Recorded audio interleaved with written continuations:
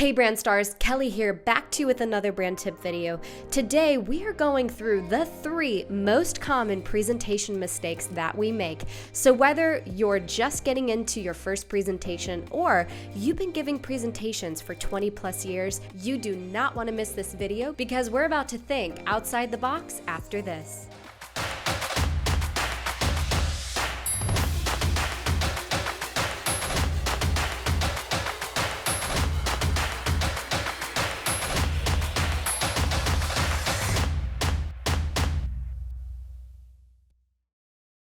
We've all had to sit through them. That's right, bad presentations. So whether they're just really boring or they hop around ideas so much that we just can't focus. But what is really the culprit behind a bad presentation? So I've narrowed it down to 3 most common mistakes made in presentations. Let's start with number 1, not preparing your audience. Every gardener knows that before you start planting, you have to prepare the soil. The same goes with presentations. Before you start planting ideas, you have to start preparing the minds of your audience. So often presentations get right into the introductions of who people are, or they say things like, "I know your time is valuable, so let's dive right in." But this is actually doing a disservice to your presentation because you're not preparing the mental capacity of your audience to take in and absorb new information. They're still thinking about that phone call they just received or the email that popped up in their notification. So you need to give them a mental cue to let them know to stop and focus so that they're able to absorb something new. So here are my top creative ideas to help prepare your audience. First is start with a video. Video can be a powerful tool to evoke a certain emotion, and it can help you set the stage for what your audience is about to experience. Another idea is to start with a quote or sentiment that communicates the solution that you are proposing in a unique way. Think of famous authors or pioneers or thought leaders who have faced and conquered similar feats to what you are proposing. Lastly, you can take your audience through a visualization or scenario to really set the stage. Start with sentences like, "Imagine that you," or "Let's pretend that." This is a really cool mental technique that can help place your audience inside the topic that you're about to start. So once you prepare your audience, you can then begin into the meat of the presentation, which leads me to bad presentation offender number 2, information overload.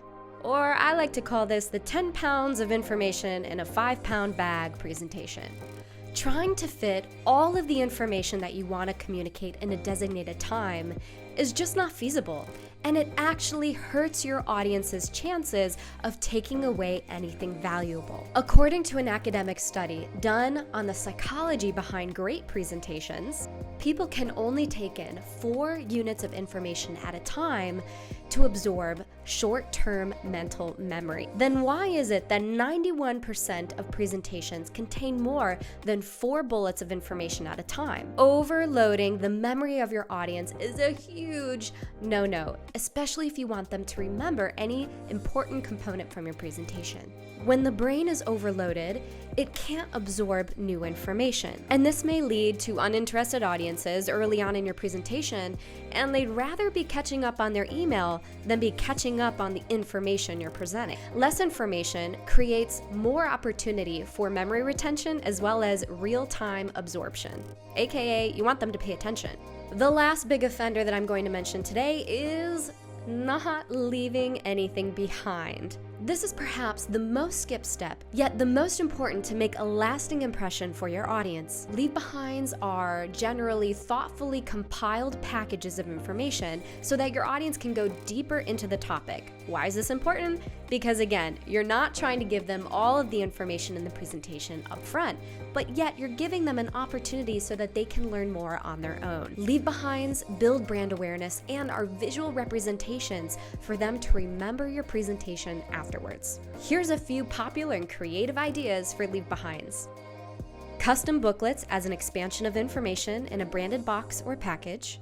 If relevant, leave a unique book or work of art that communicates an important sentiment from the presentation. You can also make your leave-behind an experience, tickets to an event, Or one of my personal favorites, including the experience of food in your presentation, as long as it's relevant or can fit into the topic seamlessly. Look, don't leave behind anything that can be easily thrown away.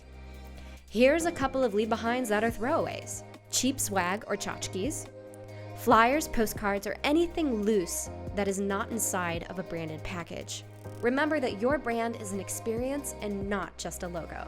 All right, you've learned my top 3 offenders that make bad presentations. I hope this video allows you to create more impactful and effective presentations for your brand. Make sure you subscribe so you don't miss out on any more awesome creative brand tips so that you can improve your brand on a regular basis. And until next time, be bold, be brave, and be you.